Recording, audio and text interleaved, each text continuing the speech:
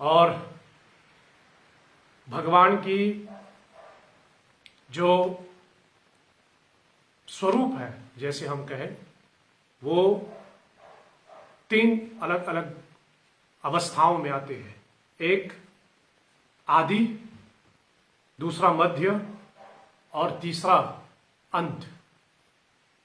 जैसे कहे सब चीज का आदि, मध्य और अंत 3 विभाजन में। और मानस 7 कांड का है। आप जानते हैं हम परम तत्व को त्रिमूर्ति के रूप में पूजते हैं, ब्रह्मा, विष्णु और महादेव। पराशक्ति को भी हम त्रिशक्तियों में पूजते हैं, दुर्गा, लक्ष्मी और सरस्वती।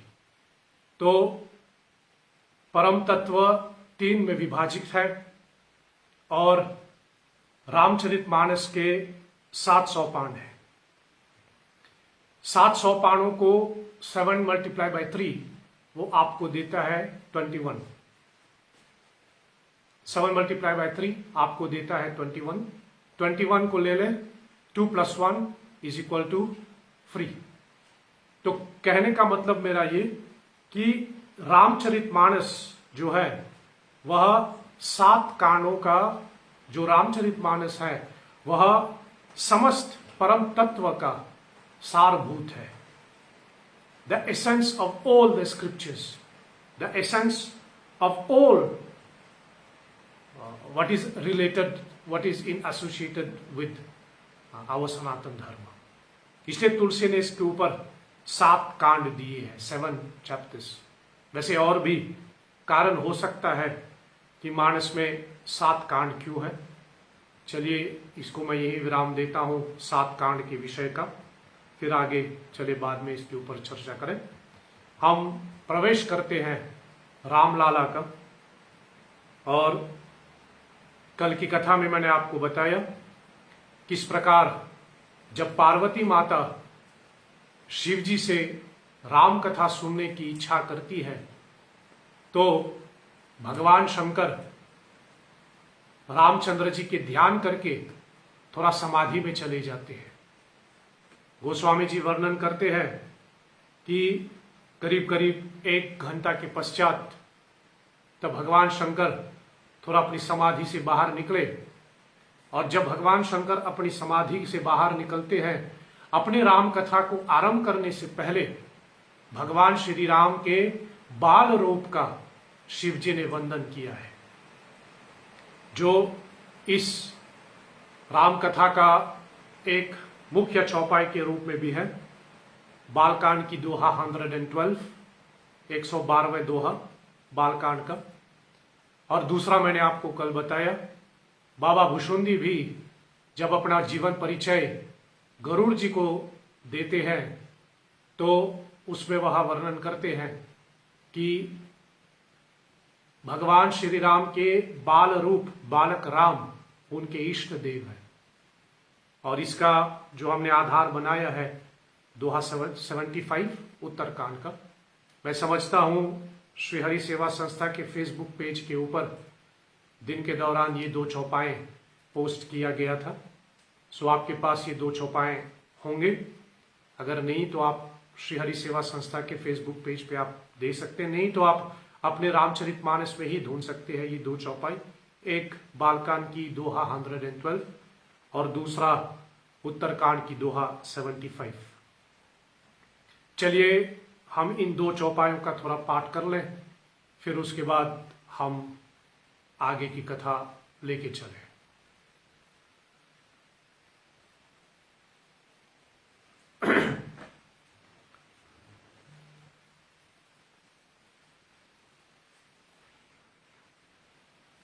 चलिए पाठ करें।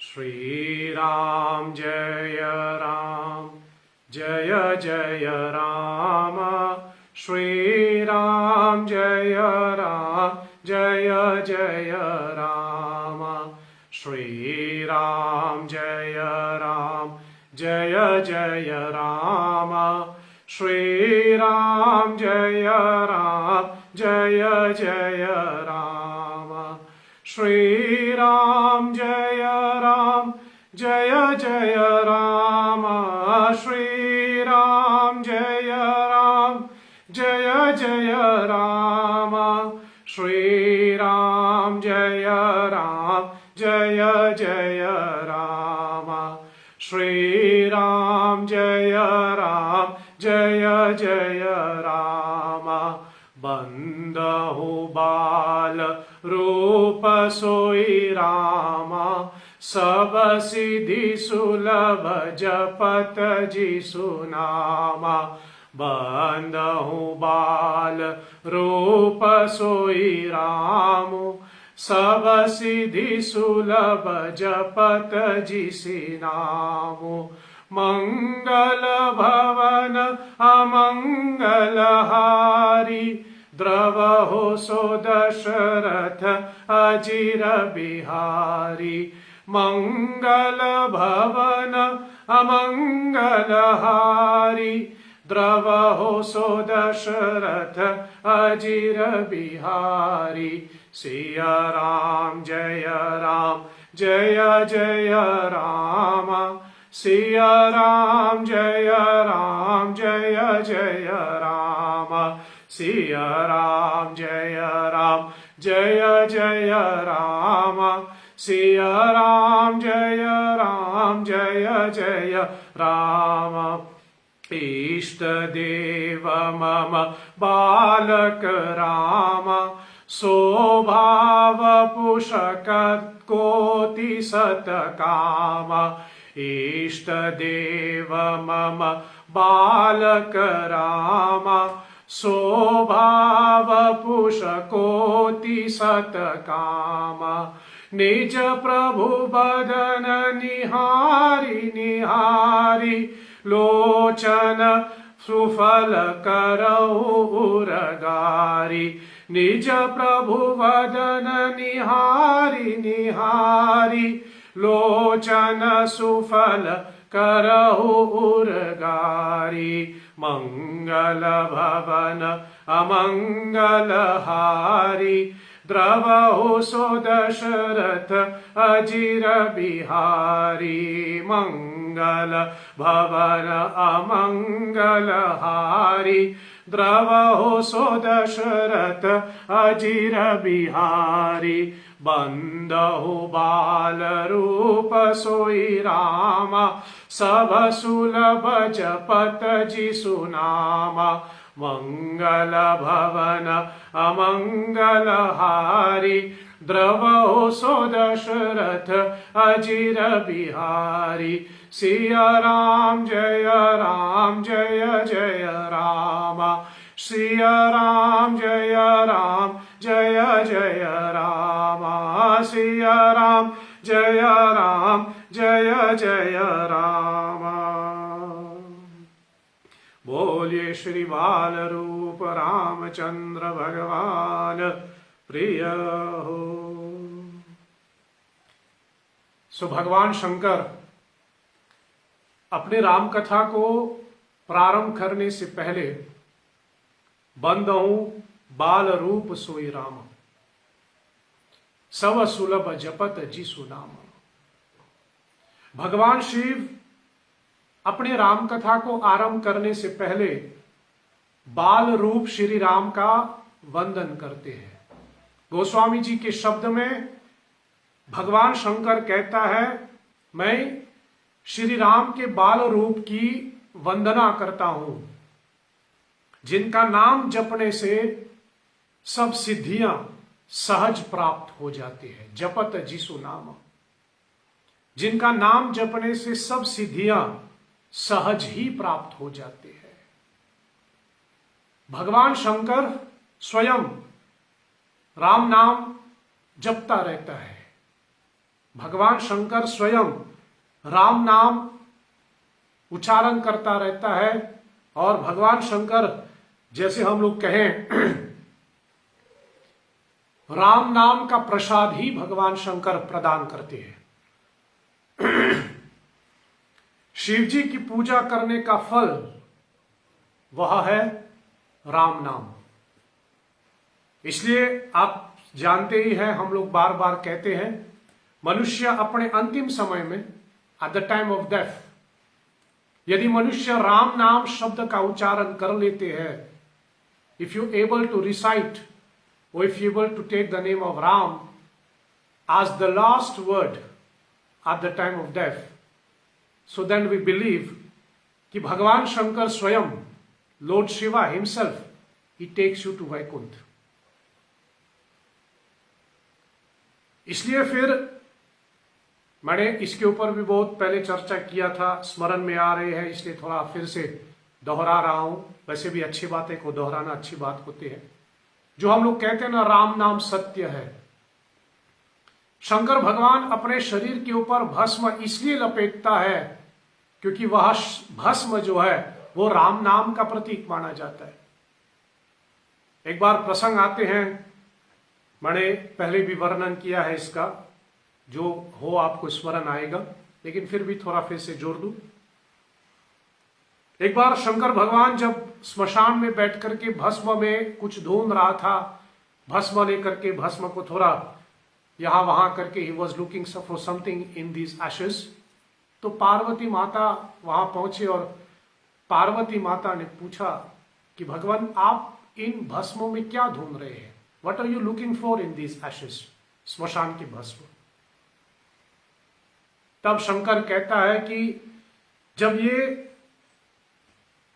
मृतक शरीर स्मशान आ रहे थे तो रास्ते में सब कोई बोल रहा था राम नाम सत्य है, एवरीवन वाज रिसाइटिंग राम नाम सत्य है।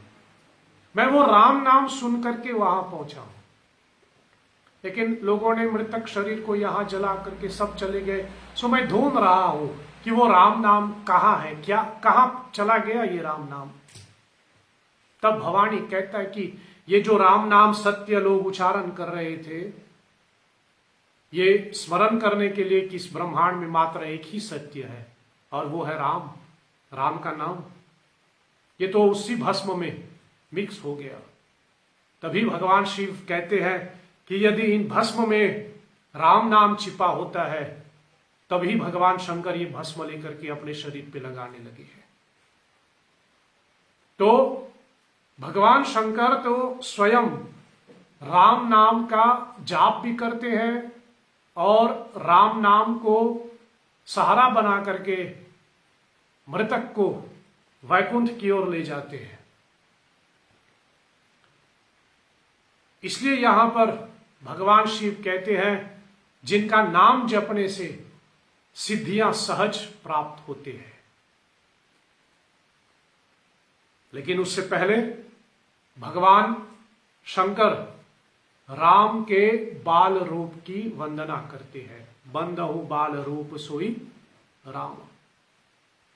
आप जानते हैं ज्यादातर मंदिरों में भी या फिर जैसे कहे घरों में भी हम लोग मर्यादा पुरुषोत्तम श्री राम जी की जो विग्रह की पूजा करते हैं, जो मूर्ति की पूजा करते हैं, उसमें रामचंद्र जी, सीता माता, लक्ष्मण जी, कहीं कहीं पर भरत शत्रुघ्न के साथ साथ हनुमान जी विराजमान है, जिसको हम अपनी भाषा में राम दरबार कहते हैं। इसलिए एक शब्द में हम कह सकते हैं कि ज्यादातर हम लोग राम दरबार की पूजा करते हैं। लेकिन देखिए महादेव भगवान शंकर, देवादिदेव, देवों के देव, जब वह अपने राम कथा आरंभ कर रहे हैं, तब भगवान शिव राम दरबार की नहीं, बाल रूप सोई राम, भगवान राम के बाल रूप का वह वंदन करते हैं। इसके पीछे एक कारण यह हो सकता है, आप प्रसंग जानते हैं कि मां पार्वती सती के रूप में भ्रमित हो जाते हैं।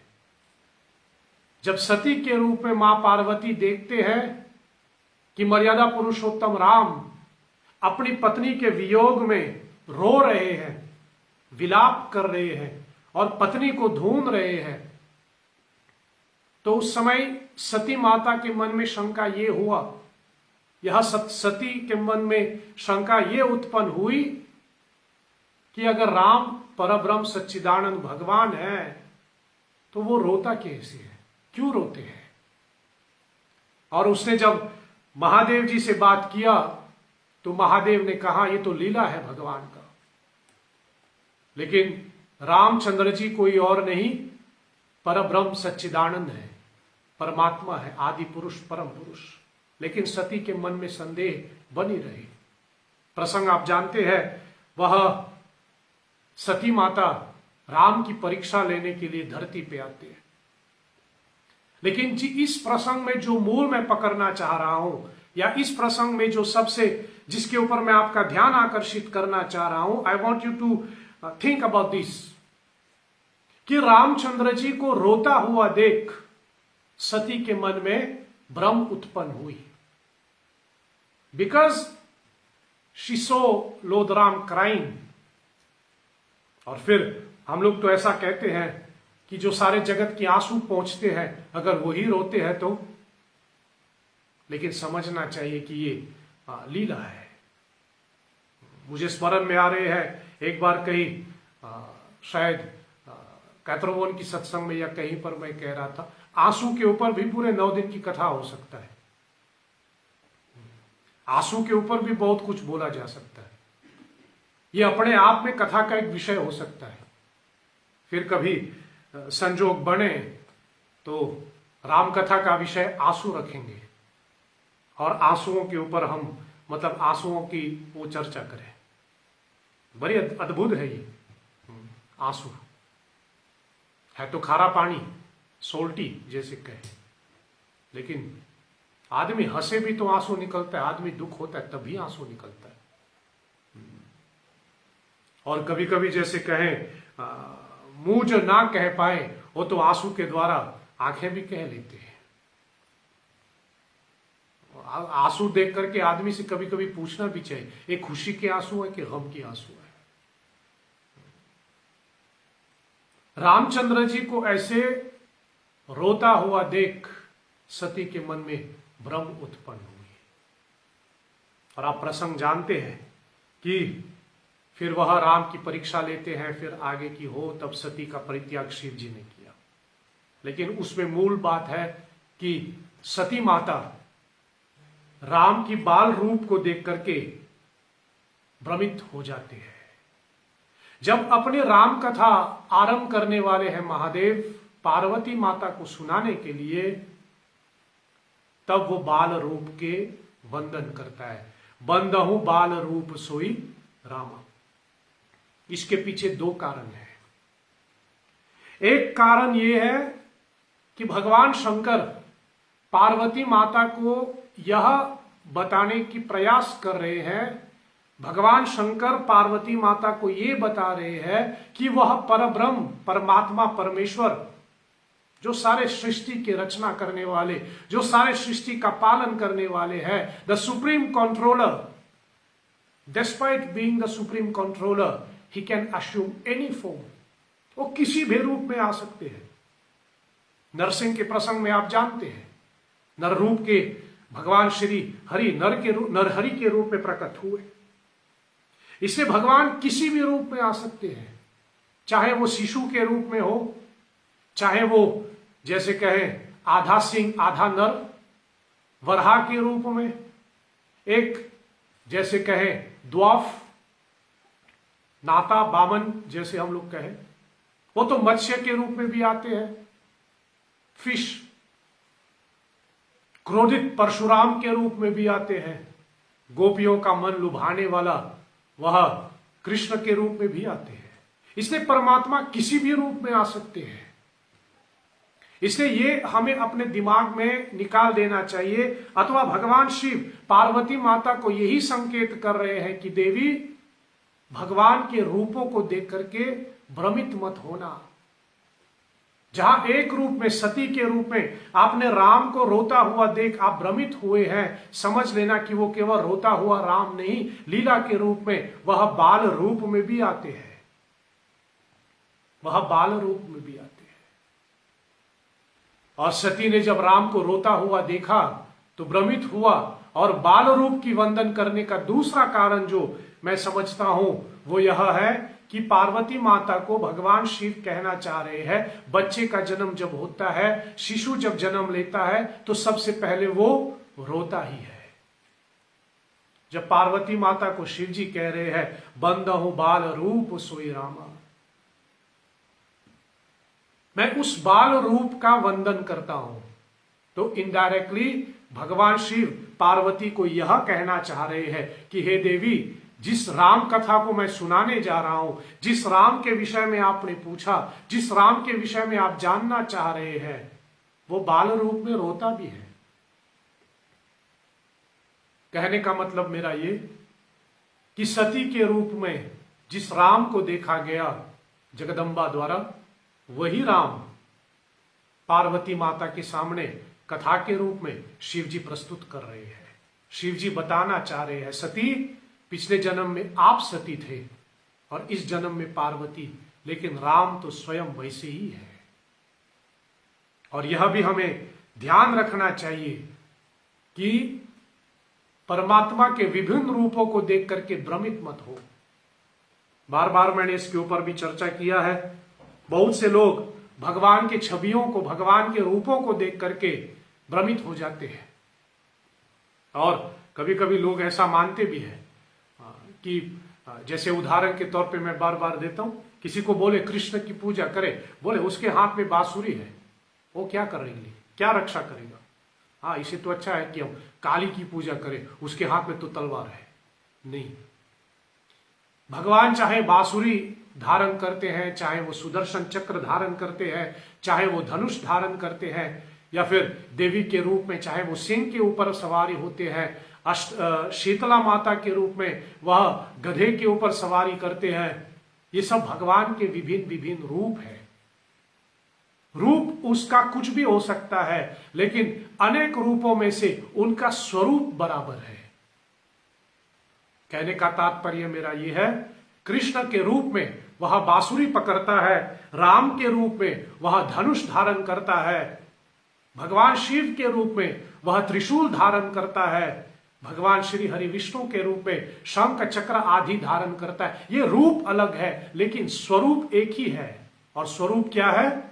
भक्तों के ऊपर कृपा करना। उनके भक्त वत्सल उनका स्वरूप है।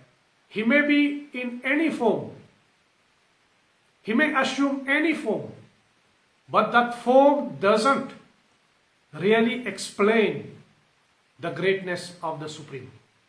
भगवान के रूप उनकी साक्षात्कार नहीं दर्शाते, क्योंकि रूप सीमित होता है।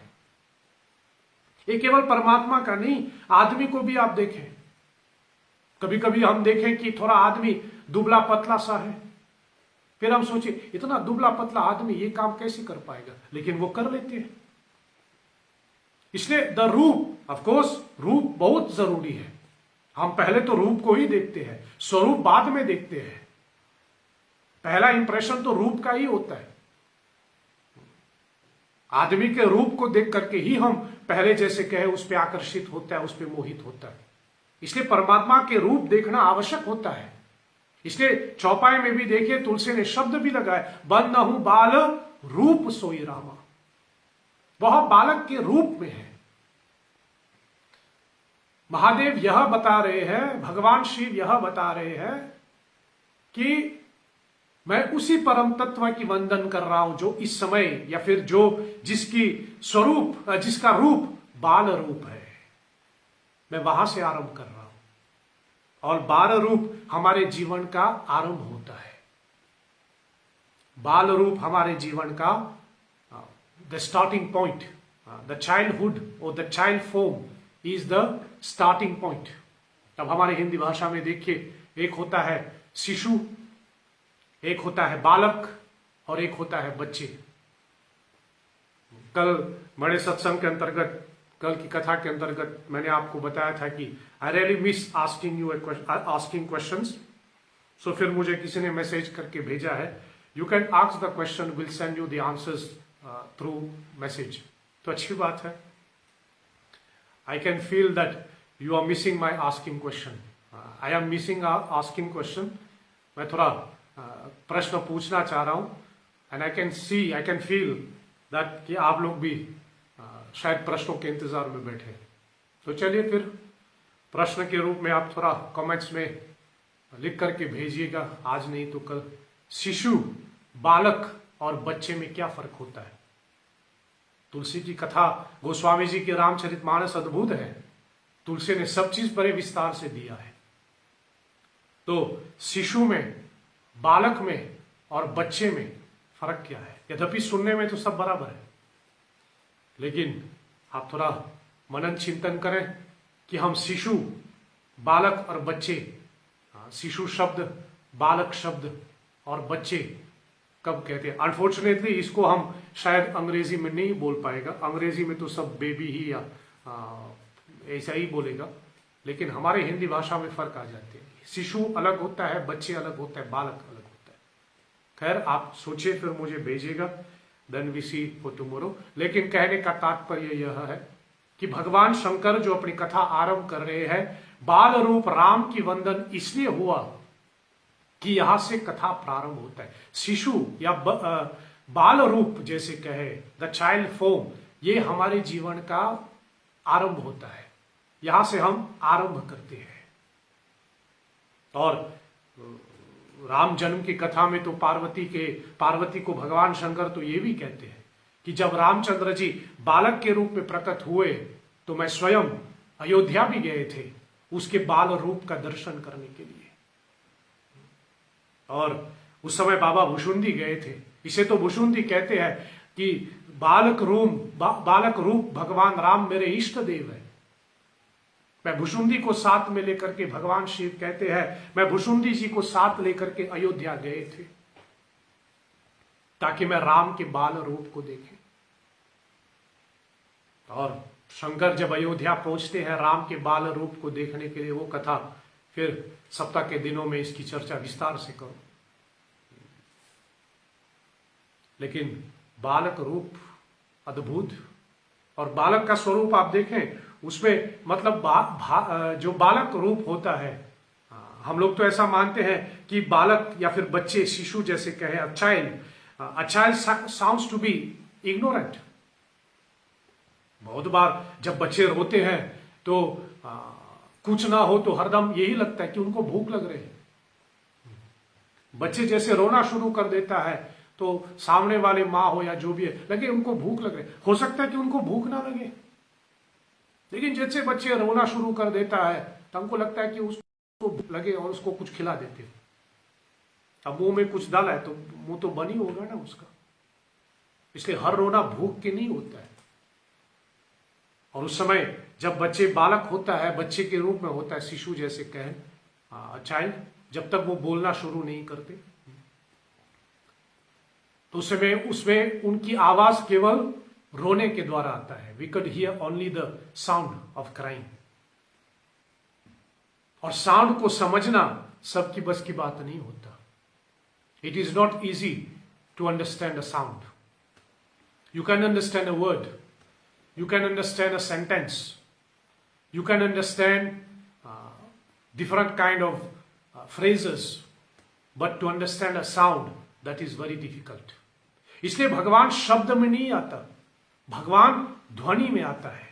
यद्यपि हम लोग मंत्रों में शब्द देते हैं, मंत्र में अनेक शब्द होता है, शब्द का उच्चारण सही होना चाहिए, लेकिन परब्रह्म शब्द में नहीं है, वहां शब्द ब्रह्म है, साउंड वाइब्रेशन। इसे साउंड को समझना किसी की बस की बात नहीं है, क्योंकि हर एक साउंड का अपना अपना अलग अलग अर्थ हो सकता है। तो शिशु या बच्चे जैसे कहें, जन्म के समय या फिर जब तक उनकी आवाज, जब तक उनको शब्द, जब तक before he can learn certain words, तब तक सिर्फ साउंड में बात करते हैं जो सबके समझ में नहीं आते। इसलिए फिर हम लोग बहुत बार हम लोग मानते हैं कि बच्चे इग्नोरेंट होते हैं। बच्चे इग्नोरेंट नहीं होता, बस साउंड नहीं हो, बस शब्द नहीं है। और जिस समय उसके पास शब्द आ जाते हैं, हमारे शास्त्र तो ये कहते हैं कि बच्चे जब जन्म लेता है कुछ समय तक, अवधि में ना दूं, लेकिन कुछ समय तक उनको अपने पिछले जन्म की सभी थोड़ा बहुत मतलब क्लियरली नहीं, but he can still remembers his past life. That's why he can't speak, that's why he can't speak. इसलिए फिर आप बच्चे को देखें, कभी कभी बैठे बैठे वो रोते हैं, कभी कभी बैठे वो मतलब लेटे लेटे बैठे नहीं सॉरी लेटे लेटे वो रोते हैं, लेटे लेटे वो हंसना शुरू कर देते हैं, और सामने वाले उसकी रोना उसकी हंसना अलग अर्थ निकाल लेता है, जबकि इसके पीछे या फिर रोने के पीछे क्या अर्थ हो सकता है, हंसने के पीछे क्या अर्थ हो सकता है, केवल वो बच्चा, केवल वो शिशु जानता है। हो सकता है कि उसको अपने पिछले जीवन की कुछ घटना याद आ गए जिसकी वजह से उसके मन में हंसी आ गई, इसलिए वो हंस रहे हैं। लेकिन उस समय that is the balance in nature, that's why he can't talk. And the day we start talking, और the time we start talking, when we start speaking using words, तब हम धीरे धीरे अपने पिछले जन्मों की सब घटनाएं पूरी तरह से भूल जाते हैं। This is balance in nature. When you remember the past life, you can't talk, you can't express, and the day you can express, you can't remember the past life. And this is because God has to maintain a balance in nature. अगर हम सभी को अपने पिछले जन्मों की सभी चीजें याद रहते ना, तो मरने से पहले ही हम लोग मरने से पहले ही मर जाते, जीवन बड़े बदतर हो जाते। इसलिए कुछ कुछ चीजों पे इग्नोरेंट रहना अच्छी बात होती है। सो बच्चे का रोना, बच्चे मतलब बाल रूप का, जैसे कहे बच्चे का रोना, बच्चे का हंसना, उसके पीछे क्या अर्थ हो सकता है, ये केवल वो बच्चे ही जानते हैं। और जो कि वो बोल नहीं सकते, हम लोग ऐसे कहते हैं कि मतलब कुछ नहीं जानते। We tend to believe that the child is ignorant. वो इग्नोरेंट नहीं है, वो इग्नोरेंट नहीं है, बस उसके पास उस समय शब्द नहीं है। और धीरे धीरे मनुष्य को कोशिश करना चाहिए कि धीरे धीरे शब्द छूटना चाहिए। ये भी बड़ी सुंदर व्याख्या है, इसको मैं कल के लिए रख देता हूं, समय भी निकल रहे हैं। लेकिन भगवान शंकर अपनी कथा को आरंभ करते हुए बाल रूप श्री राम जी की वंदन इसलिए करते हैं कि पार्वती माता को यह बताने की वह प्रयास कर रहे हैं कि सती के रूप में जिस राम को आपने देखा, संशय करने के संशय जिसके कारण से संशय उत्पन्न हुआ, वह राम भी रो रहा था, और जिस राम के विषय में आप पूछ रहे हैं, जिस राम कथा को मैं सुनाने जा रहा हूं, वह राम बाल रूप में भी रोते हैं। तो ये एक कारण हुआ कि उसने रामचंद्र जी का, भगवान श्री राम जी के बाल रूप का वंदन किया, और जिनके नाम जपने से सब सिद्धियां प्राप्त होता है। और आगे की चौपाई बड़ी प्रसिद्ध है, मंगल भवन अमंगल हारी, द्रवउर्फ दशरथ अजिर बिहारी। इसकी भी व्याख्या आगे की कथा में हम करेंगे। आज की कथा को मैं यही विराम देता हूं। आपने पूरे भक्ति भाव के साथ एक बार फिर यहां जुड़ा रहा, इसके लिए आप सबों को कोटि कोटि धन्यवाद। और कल बराबर रात्रि के 8:15 बजे 8:15 मॉरिशस टाइम अनुसार हम इस कथा प्रवाह को आगे ले चलेंगे और कुछ सात्विक तात्विक चर्चा करेंगे श्री रामचंद्र जी के बाल रूपों के संबंध में। और फिर से वही कहूं, आप अपने घर में रहिए, जब तक हो सके घर के अंदर रहें, इसी में हम सब की भलाई है। और जो बाहर निकलना पड़ रहे हैं तो पूरी सावधानी के साथ मास्क वगैरह आप अपना पहनिए और हाथ वहाँ धोते रहने, सैनिटाइजर आदि करते रहें। जब तक हो सके हाथ मिलाना छोड़ दें, हाथ जोड़ना आरंभ करें, प्रैक्टिस करें। ये सब कोरोना काल के जितने भी नियम हैं उन सब का पालन कीजिए, और यदि हम सब पालन करेंगे उसी में हम सब जल्दी जल्दी इस परिस्थिति से बाहर निकलेंगे। चलिए, राम के बाल रूप के वंदन के आधार पे इस राम कथा की द्वितीय रात्रि को मैं विराम देता हूँ। राम लाला की चरित्र को हम और आगे कल बढ़ाएंगे। बराबर आप हमसे जुड़े रहे। अंत में हम सब मिलकर के कहें, अच्युतम केशवम राम नारायणम कृष्ण दामोदरम वासुदेवम हरिम श्रीधरम माधवम गोपिका वल्लभम श्री जानकी नायकम श्री रामचंद्रम भजे। जय जय जय हनुमान गोसाई, कृपा करहु गुरुदेव की नाय। ओम असतो मा सतगमय तमसो मा ज्योतिर्गमय मृत्योर्मा मृतम गमय। ओम सत्यम शिवम सुंदरम। ओम शांति शांति शांति ओम। श्री श्री सीतारामचंद्रार्पणमस्तु। नमः पार्वती पते। हर हर हर महादेव। साधुवाद। जय श्री हरि।